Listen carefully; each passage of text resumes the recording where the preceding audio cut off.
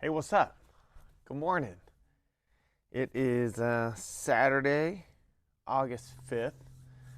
It will be 2 weeks from the San Francisco Marathon. I ran it 2 weeks ago tomorrow, and I needed some time to reflect on the marathon.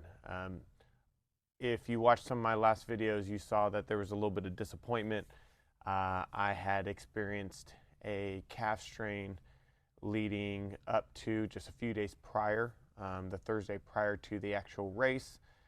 And I had some high hopes that it would magically go away before the actual race began. Um, that didn't quite happen. I did feel pretty good on Sunday morning. The jog to the starting line was great, and I felt pretty optimistic to be honest. The weather was beautiful. I had a great training partner, and we towed up to starting line, and we started out at a pretty solid pace. I think we started out at about a 8 minute per mile pace, and that didn't last very long. About 3/4 of a mile into the race, my calf tightened up on me again. I struggled to run how I normally would run, which is, I am a 4-foot striker. And so at that point, I had some decisions to make. And there were all kinds of things that were going through my mind. Um, One of them was to pull off and quit the race, because if I was 3/4 into a mile and I had 25, essentially 26 miles ahead of us, what was that going to look like? And it was a very, very challenging, what felt like forever, but it was a few seconds to be real. Um, my training partner Sarah was really great in talking me up, and giving me the side where she understood if I had to pull off and I couldn't continue, but also supporting me in the sense of she knew that I was strong enough to continue and that whatever decision that I made would be best. Um, so I decided to make the decision that I would change my running style. I'm not a heel striker, but that is how I decided to run that marathon. That would take some pressure off of my calf and make my other parts of my body, my legs, to do majority of that work.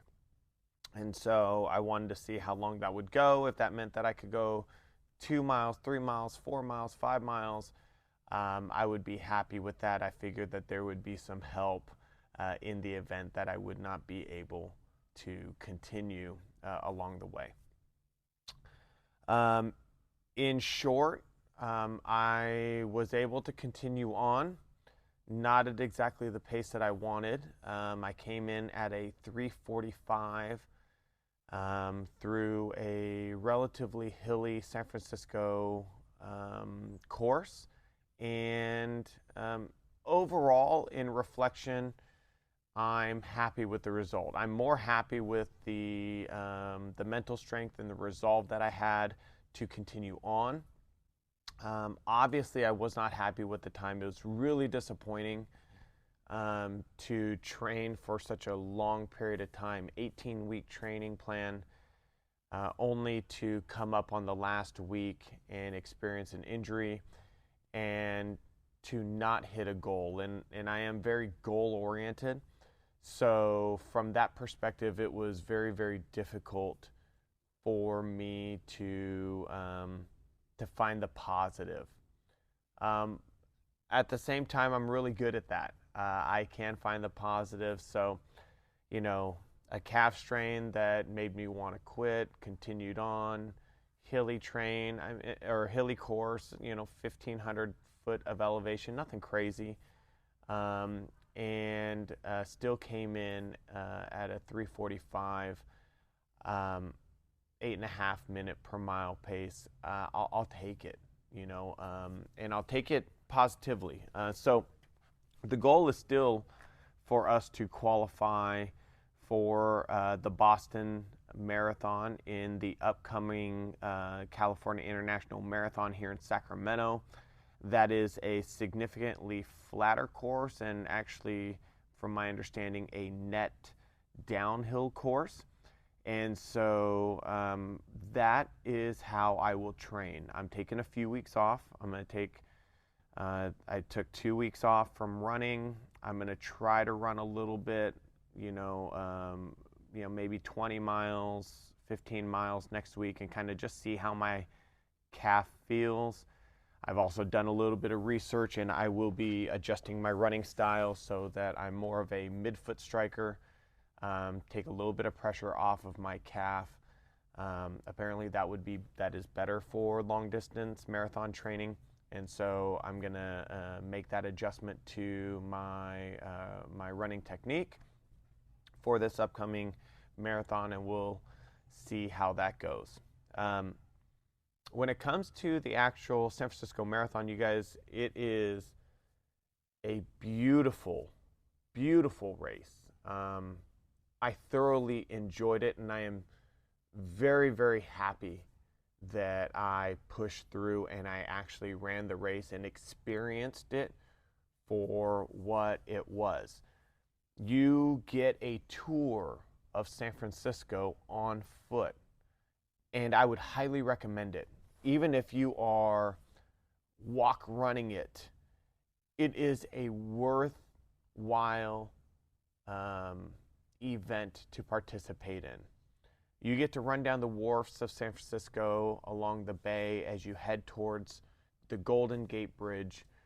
You run up the Golden Gate Bridge, and just as you're running up the Golden Gate Bridge, the sun is rising off the bay, and you get this beautiful view of the bay, Alcatraz, as the sun is rising up.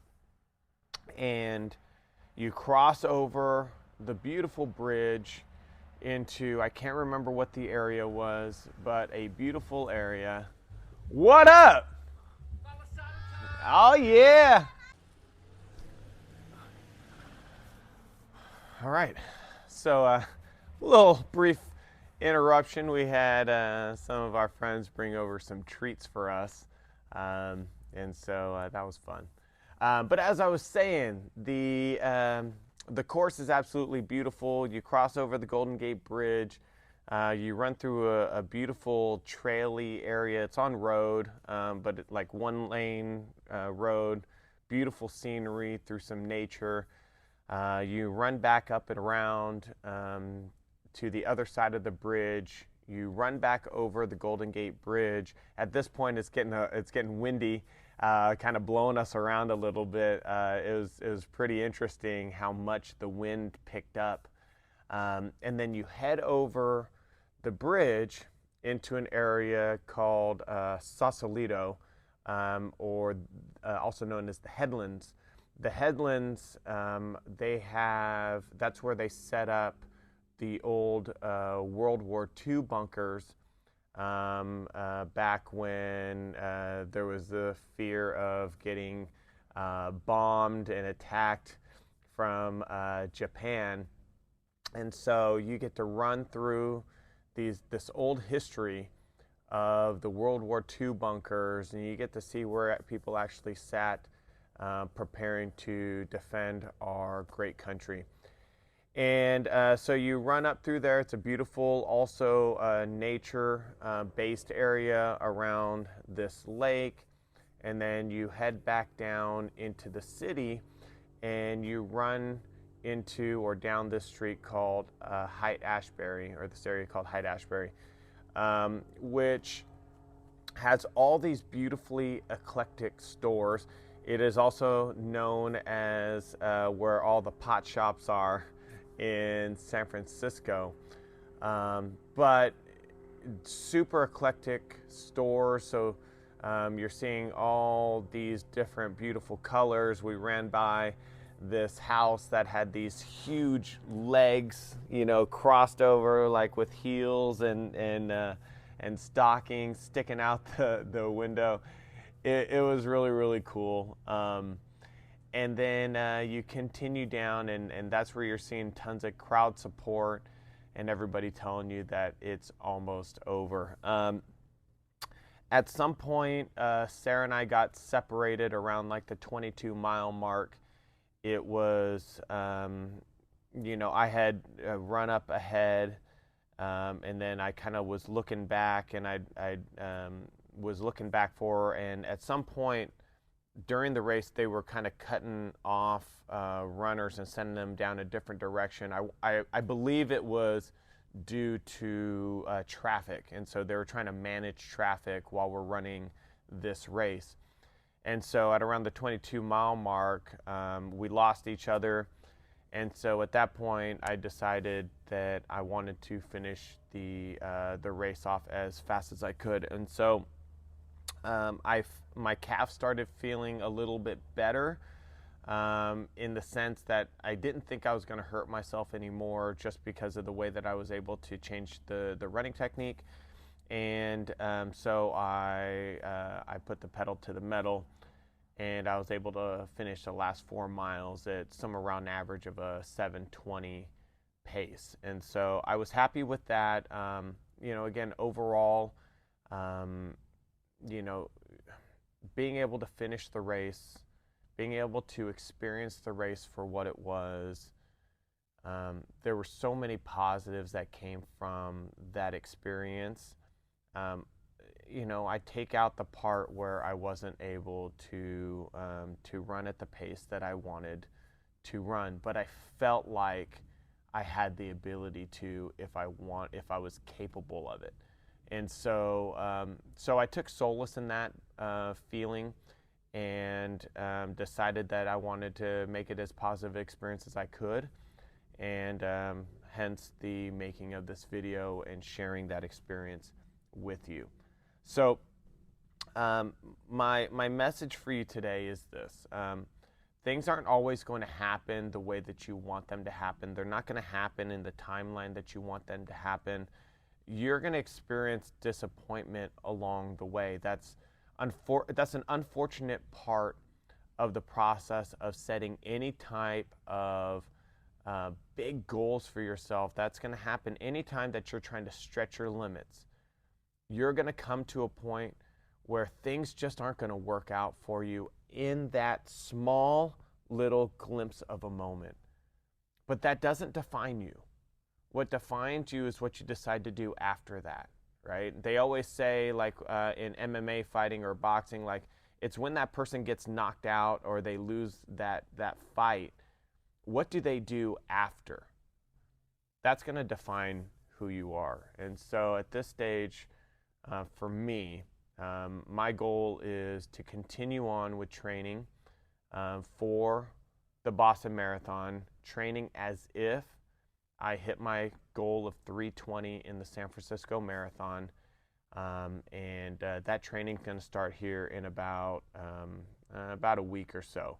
But the real training will start here in about 3 weeks. That's when the speed work starts getting worked in and the volume starts to increase. So thank you so much for watching. Appreciate you so much.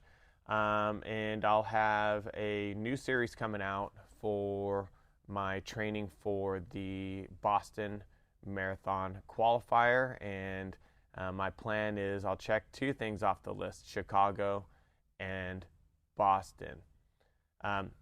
As a side note, what I'll say is what I've realized with marathon training or marathons is that you get a beautiful tour of the city. That's the design. So the goal is, let's go tour every city that we can possibly tour and see how beautiful these cities are that we all as humans have put together. All right. I love you guys. I hope you guys have a wonderful, wonderful Saturday or whatever day that you're watching this. And please like and subscribe down at the bottom. And stay tuned for the next series as I train for the Boston Marathon qualifying time. All right, deuces.